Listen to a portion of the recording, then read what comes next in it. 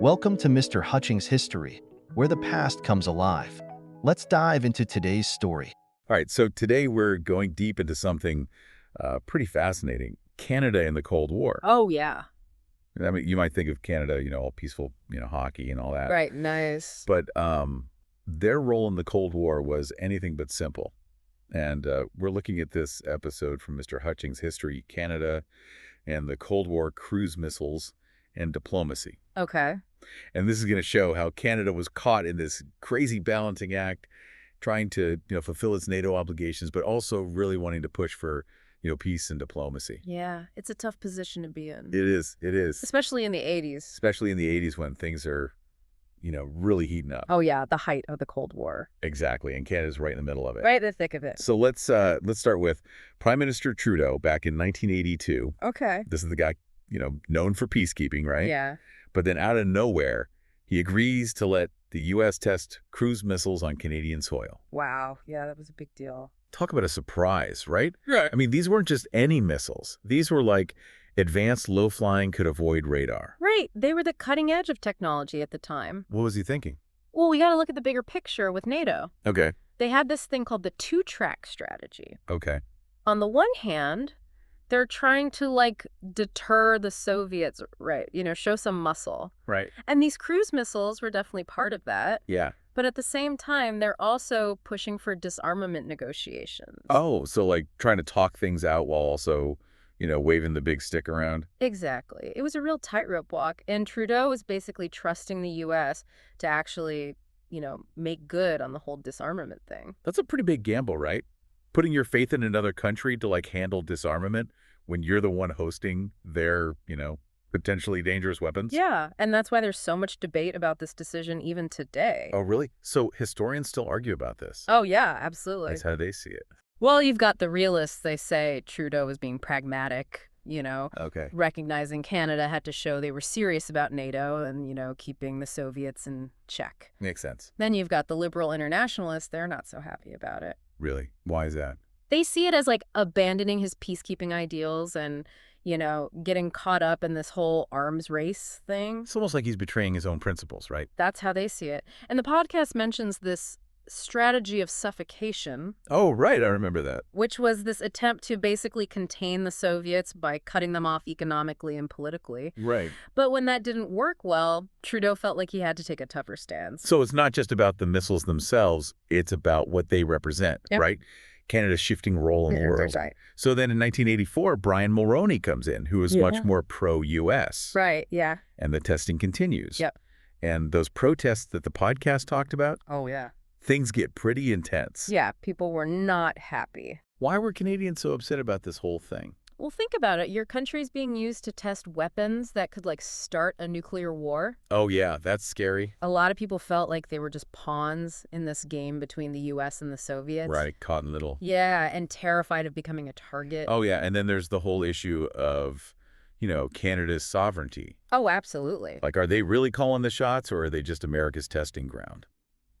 Huge question at the time. It really makes you think about what it means to be independent, right? For sure. So with all this going on, how do historians view Mulroney and how he handled all of this? Well, it's interesting. You've got the conservative historians. They tend to see Mulroney as a strong leader who put Canada's safety first, within NATO. Keeping them safe. Exactly. They say he was basically doing what had to be done given the global situation. I can see that. But then you've got critics like Dennis Smith who think Mulroney totally underestimated how angry people were. Oh, really? Yeah. They say he basically got too cozy with the U.S. and maybe even hurt Canada's reputation as a peacemaker. It's like this classic dilemma, isn't it? Yeah. Trying to be safe, but also stay true to your values. Yeah, for sure. And all of this is happening while the Soviets are getting more active in the Arctic. Oh, right. That's where the 1987 White Paper on Defense comes in. Exactly. Which we'll get into in a minute. Sounds good. So this white paper shows this growing concern about Soviet submarines hanging around the Canadian Arctic archipelago. The what now? The Canadian Arctic archipelago. It's this huge network of islands and waterways up north, all icy. Okay, gotcha. Really important strategically. And the Soviets were poking around more and more. Not exactly a comforting thought, right? No, not really. So Canada's dealing with this tension with the Soviets in the Arctic. Right. They're increasingly worried about security. Makes sense. So what's in this white paper? Yeah, what'd they propose?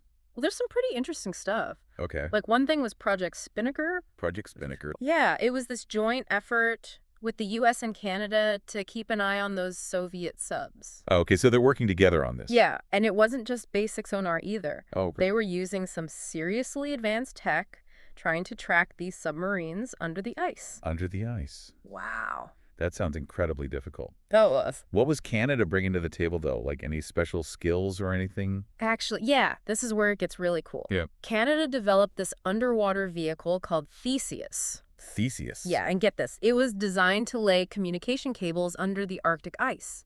Under the ice. How is that even possible? I know, right? Talk about some serious engineering, especially in those crazy conditions. So Canada's coming up with some pretty innovative solutions here. They were. But how does all this military buildup square with Canada's image as a peacemaker? That's the big question, right? Yeah. And it's a point of contention among historians. Okay. How so? Well, the realists, they say this buildup was totally necessary given the threat. Right. Got to protect yourself. Exactly. But then you have critical historians who question if Canada went too far. Like maybe they overdid it? Yeah, did they hurt their reputation by militarizing so much? So Canada's trying to protect themselves, but also hold on to this image of peacemaker. Exactly. It's a tricky situation. It is. And then there's this whole other side of the story we haven't even talked about. Right.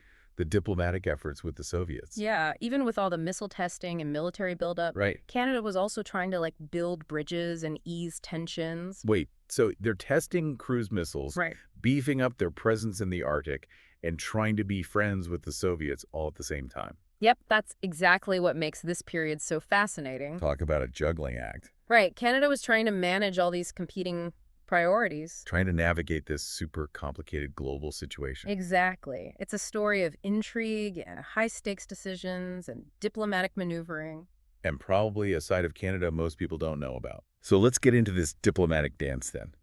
Who were the key players, and what was Canada hoping to achieve with this outreach to the Soviets? Well, one thing that really stands out to me is that Canada wasn't, a major military power, Right. but they still found themselves at the heart of some really important Cold War moments. Yeah.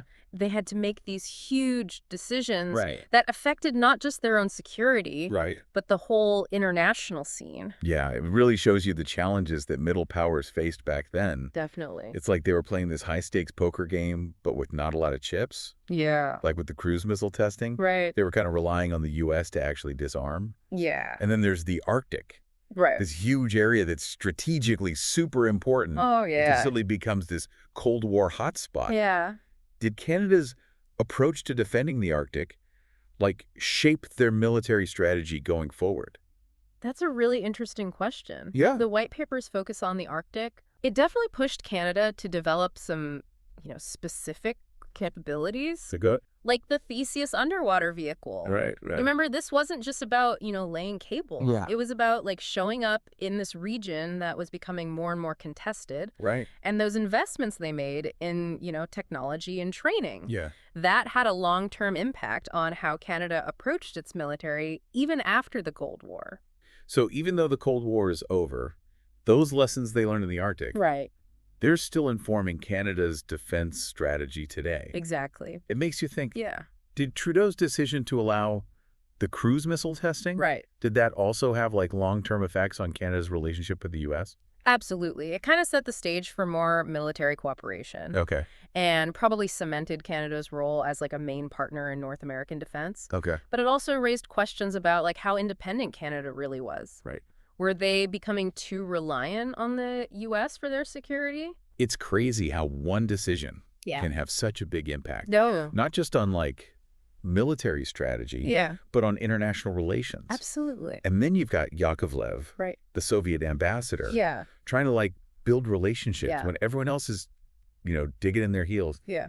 Yeah. What do you think about his legacy? Well, I think Yakovlev's story is a good reminder Okay. that even during the worst times, Right. there are people trying to find common ground. Yeah. It's hard to say exactly what impact he had, Right. but his efforts to, promote cultural exchange Right. and build personal connections, Yeah, it definitely helped to humanize the Soviets right. and challenge that idea that they were just the enemy. Yeah. It's kind of a hopeful thought Yeah, it is. that even during all that conflict, those small connections can make a difference. So looking back at all of this, Yeah. knowing how the Cold War ended, Right. do you think Canada got the balance right? Between defense and diplomacy. Yeah. That's the big question, isn't it? It is? And like we've seen, there's no easy answer. Right. Historians are still debating Yep. whether Trudeau made the right call, Right. what the consequences of Mulroney's close ties to the U.S. were, Yeah. and what impact Canada's diplomacy actually had. Okay. But what's clear is that Canada, Yeah. even though they weren't a huge power, Right. they played a big role in the Cold War. Yeah. They faced some really difficult choices, Right. had to navigate a complicated global situation, Yeah. and they came out of it with some valuable lessons. About that balance between security and diplomacy. Exactly. Well, we've talked about a lot today. We have. From missile tests to Arctic adventures to all the diplomacy happening behind the scenes. Yeah, it's been a good deep dive. It has. Yeah. We saw how Canada dealt with issues of sovereignty and national security Right.